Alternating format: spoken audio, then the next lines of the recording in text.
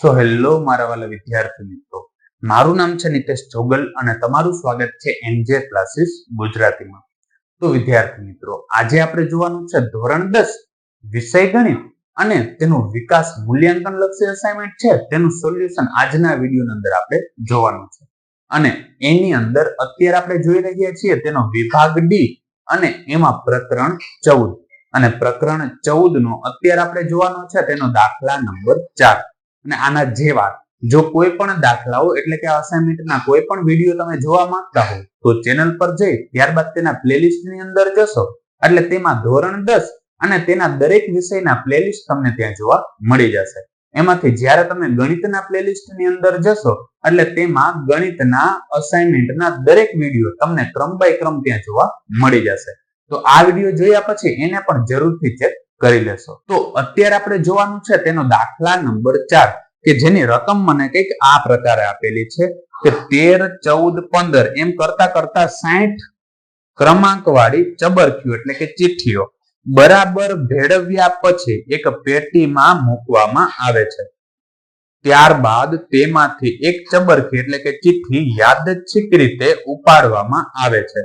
તો ઉપાડવામાં આવેલ ચબરખી એટલે કે જે ચિઠ્ઠી જ કહેવા માંગે છે તે પરની સંખ્યા નીચેના સંદર્ભમાં તેની સંભાવનાઓ શોધો. અને નીચે તમને કીધું કે તે સંખ્યા 5 વડે વિભાજ્ય હોય, તે સંખ્યા પૂર્ણ વર્ગ હોય, તે સંખ્યા 3 નો ગુણિત હોય અને તે સંખ્યા 3 અને 5 નો ગુણિત હોય. તો સૌપ્રથમ તો મને જે માહિતી આપેલી છે એના ઉપરથી આપણે એના કુલ પરિણામ શોધીએ. તો સૌપ્રથમ શું કીધું છે કે શરૂઆત 13 થી કરી છે. ખાસ યાદ રાખજો, 13 છે, બીજા અંકમાં 14 છે, પછી શું છે કે 15 છે, એમ કરતા કરતા ટોટલ ક્યાં સુધી લખેલું છે કે 60 સુધી લખેલું છે. એટલે જો હું અહીંયા કહું તો કુલ પરિણામ બરાબર ટોટલ સંખ્યા 60 છે ને એમાંથી 12 સુધીની સંખ્યા આપેલી નથી. એટલે 60 માંથી મારે કેટલા બાદ કરી દેવાના થશે?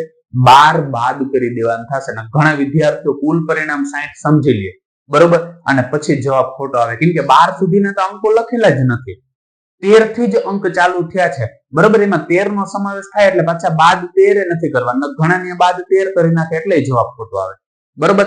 એટલે ટોટલ 60 હતા એમાંથી હું કેટલા બાદ કરી નાખી? 12 બાદ કરી નાખે. તો જો આ 60 છે એમાંથી બાદ હું 12 કરું, 0 માંથી 2 ના જાય તો અહીંયા 5 ને 10, 10 માંથી 2 જાય તો વધે 8 અને 5 માંથી 2 જાય તો કેટલા વધે? 4. એટલે કુલ પરિણામ મને કેટલા મળશે?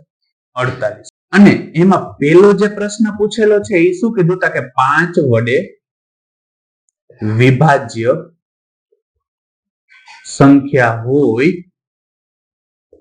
તેના સાનુકૂળ પરિણામ. હવે 5 વડે વિભાજ્ય એટલે 5 વડે વિભાજ્ય કેમ? તો તમારે શું કરવાનું કે 60 ને પહેલા તો હું 5 વડે ભાગી નાખું તો 5 એકું થશે 5. એટલે આમાંથી 6 માંથી 5 જાય તો 1 વધે અને ઉપરથી ઉતાર્યો 0. 5 દુ કેટલા થઈ ગયા? 10. એટલે જવાબ આવ્યો 0. એટલે અહીંયા મને ટોટલ સંખ્યા કેટલી મળી?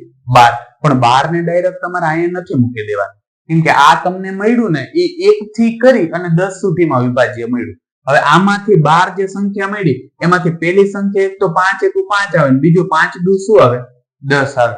હવે 5 તેરી જે 15 આવે ને એનો સમાવેશ આની અંદર થાય છે. એટલે એનો મતલબ એમ થાય કે 12 માંથી આ બે સંખ્યાઓ છે એ મારે શું કરી દેવી પડશે? બાદ કરી દેવી પડશે કેમ કે એ તો 13 થી નાની છે. 5 વડે વિભાજિત આવે પણ 13 થી નાની આવે બરોબર. એટલે ગણતરી સહેલી પડે ને એટલે ડાયરેક્ટ હું આ રીતનો ભાગાકાર કરીને કરાવું છું.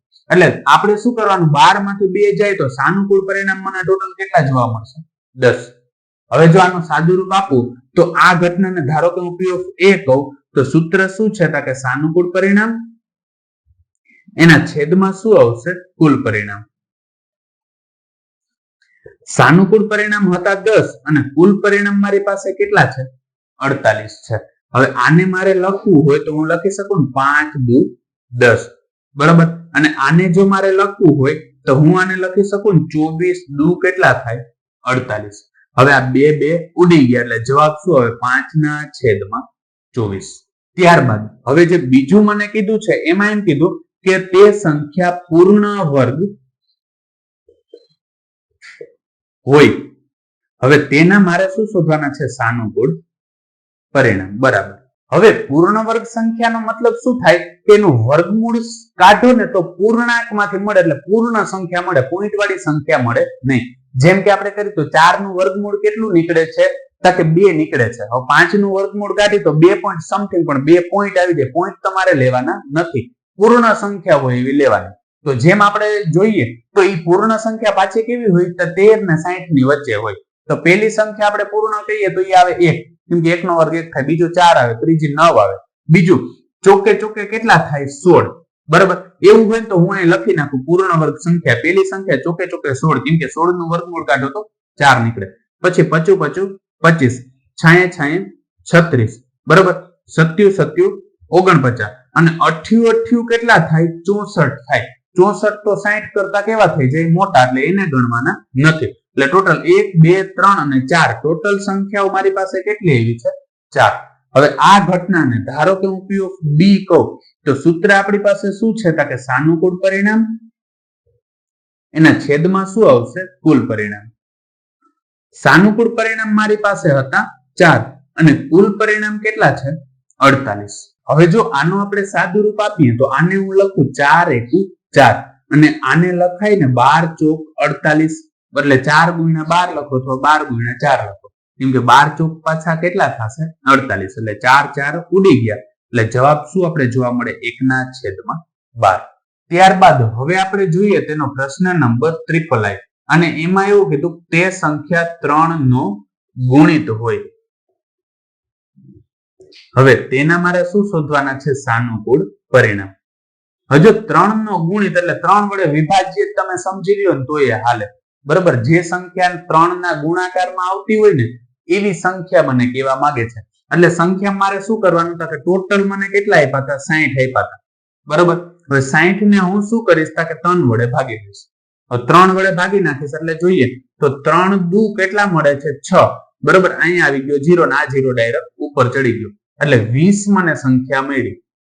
20 મળી ને એમાંથી બાદ કેટલી કરવાની છે કે એક તો જો તો 3 × 3 આવે, બીજું 3 દુ 6, 3 તેરી 9 અને 3 ચોક કેટલા થયા 12, એટલે 1 2 3 ને 4, કેમ કે આપણે તો 13 સુધી 13 પછીની સંખ્યા કીધી, એટલે 4 સંખ્યા જે આની અંદર અત્યારે આપણે ગણતરી કરી ને એની અંદર આવી ગઈ હોય, કેમ કે આપણે 0 થી લખ્યું હોય, એટલે આ 4 સંખ્યા મારે આમાંથી શું કરી દેવાની થાય બાદ કરી દેવાની થાય, એટલે આ 4 સંખ્યાને 20 માંથી બાદ કરી દો. 20 માંથી 4 જાય એટલે કેટલા મળશે 16. હવે આ ઘટનાને ધારો કે હું P of C કહું તો સૂત્ર આપણી પાસે શું છે કે સાનુકૂળ પરિણામ એના છેદમાં શું આવશે કુલ પરિણામ. હવે સાનુકૂળ પરિણામ મારી પાસે કેટલા હતા તો કે ટોટલ સાનુકૂળ પરિણામ મને મળેલા છે 16 અને કુલ પરિણામ કેટલા મળેલા છે 48. તો જો આને લખવું હોય તો લખાય 16 × 16 અને આને જોઈએ તો 16 તેરી કેટલા થાય 48, એટલે આ 16 16 ઉડી જશે, એટલે જવાબ શું આવશે 1/3.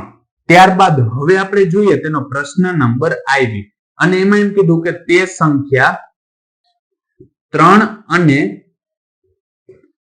5 નો ગુણિત હોય. હવે આપણે શું કીધું છે કે તે સંખ્યા 3 અને 5 નો ગુણિત હોય. 3 અને 5 નો જો અથવા કીધું હોત ને તો શું થાત કે 3 વડે ગુણિત હોય એવી બધી સંખ્યાઓ આવત જેને આપણે કહીએ 16 અને 5 વડે ગુણિત હોય એવી બધી સંખ્યાઓ આવત એટલે કે 26 થાત, બેયનો સરવાળો કરીને આવત. પણ આમાં શું કીધું અને કીધું છે, એટલે 3 નો એક ગુણિત હોય ને 5 નો એક ગુણિત હોય, એટલે તમારે સંખ્યા એવી લેવાની છે કે જેને 3 વડે ભાગી શકાય ને 5 વડે ભાગી શકાય.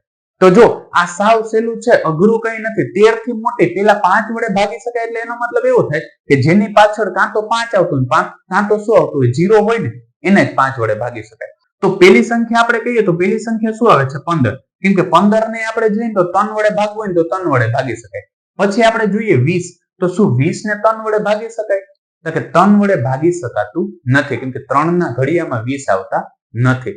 બરાબર, હવે એના પછી સંખ્યા કઈ આવે છે 25, તો શું 25 ને 3 વડે ભાગી શકાય તો 3 વડે ભાગી શકાતું નથી. પછી સંખ્યા કઈ આવે છે તો કે 30, જો 30 ને 5 વડે ભાગી શકાય છે, આ જે બોલું છું ને 5 વડે ભાગી શકાય. 30 ને 3 વડે ભાગીએ તો કેટલા આવે છે 10, કેમ કે 10 તેરી કેટલા આવે છે 30, એટલે એનો મતલબ એમ કે 30 ને આપણે 3 વડે ભાગી શકીએ. 30 પછી 35 આવે છે. હવે જોઈ લે કે શું 35 છે, 35 ને તમે 3 વડે ભાગવા જાવ તો 35 ને 3 વડે ભાગી શકાતા નથી. જો આપણે 3 એકુ થશે 3, અહીં વધ્યા 0 અને 5. હવે અહીંયા જોઈએ તો પાછો 3 એકુ 3 એટલે શેષ મને મળે છે. એટલે 35 ને નથી ભાગી શકાતા. 40 ને જોઈએ તો જો 40 ને આપણે 3 વડે ભાગવાની ટ્રાય કરી, 5 વડે તો ભાગી જ શકાય. અહીંયા 3 એકુ કેટલા થશે? 3. બરાબર, વૈધા 1 ને ઉપરથી ઉતાર્યો 0. હવે 3 તેરી 9 થાય એટલે એને ભાગી શકાતા નથી. હવે 40 પછી શું આવે છે? 45. તો તમે 45 શું કોઈ 3 ના ઘડિયામાં અથવા તો 45 ગમે એની અંદર આવે છે? તો કે હા, 15 તેરી 45 થાય છે. બરાબર, 15 તેરી 45 થાય એટલે જો આને 3 વડે ભાગવું હોય તો ભાગી શકાય છે. 3 એકુ કેટલા થશે? 3. વૈધા 1 ઉપરથી ઉતાર્યા 5 અને 3 50 કેટલા થઈ ગયા? 15. એટલે એનો મતલબ એવો થયો કે ત્રીજી સંખ્યા મને કઈ મળે છે? 45. એના સિવાયની જો આપણે સંખ્યાઓ જોવા જઈએ તો એના સિવાયની છેલ્લી સંખ્યા મને 60 જ મળશે કે જેને આપણે ભાગી શકીએ. 45 પછી 50 છે એને ભાગશો તો એ 3 વડે નહીં ભાગી શકાય, 5 વડે ભાગી શકાય. 50 પછી શું આવે છે? 55. તો 55 ને ભાગી શકાતી નથી. 60 છે, 60 ને ભાગી શકાય છે 3 વડે. બરોબર, એટલે મને કઈક આ 1 2 3 અને 4 આ ખાલી 4 જ એવી સંખ્યાઓ મળી જેને 3 વડે અને 5 વડે બંને વડે ભાગી શકાય. આ ખાસ યાદ રાખજો, અહીંયા અન્ય લખ્યું છે, અથવા લખ્યું નથી. અથવા લખ્યું હોત ને તો 5 વડે ભાગી શકાય એવી બધી સંખ્યા આવત અને 3 વડે ભાગી શકાય એવી બધી સંખ્યા આવત ને આ બંનેનો શું કરવાનો થાત? સરવાળો કરવાનો થાત. હવે આ ઘટનાને જો P of D કહું તો સૂત્ર મારી પાસે શું છે? કે સાનુકૂળ પરિણામ એના છેદમાં શું આવશે? કુલ પરિણામ. સાનુકૂળ પરિણામ હતા 4 અને કુલ પરિણામ મારી પાસે કેટલા છે? 48. હવે આને લખી શકાય ને 4 એકુ 4 અને આને લખવું હોય તો 12 ચોક કેટલા થાય? 48. એટલે 4 4 ઉડી ગયા એટલે જવાબ શું આવે? 1/12. અને હજી આમાં જો કોઈ પણ જગ્યાએ તમને કોઈ પણ પ્રકારનો પ્રશ્ન રહી જતો હોય તો કમેન્ટ સેક્શન ની અંદર કમેન્ટ કરીને જરૂરથી કહી દેજો. તો વિદ્યાર્થી મિત્રો, આજ માટે બસ એટલું જ. જો તમને અમારો આ વિડીયો પસંદ આવ્યો હોય તો વિડીયોને લાઈક કરીને ચેનલને સબસ્ક્રાઇબ કરવાનું ન ભૂલતા, કારણ કે જ્યારે તમે વિડીયોને લાઈક અને ચેનલને સબસ્ક્રાઇબ કરો છો ત્યારે અમને મોટિવેશન મળે છે અને આ જ પ્રકારના વિડીયો અમે તમારા માટે બનાવી શકીએ છીએ. ધન્યવાદ.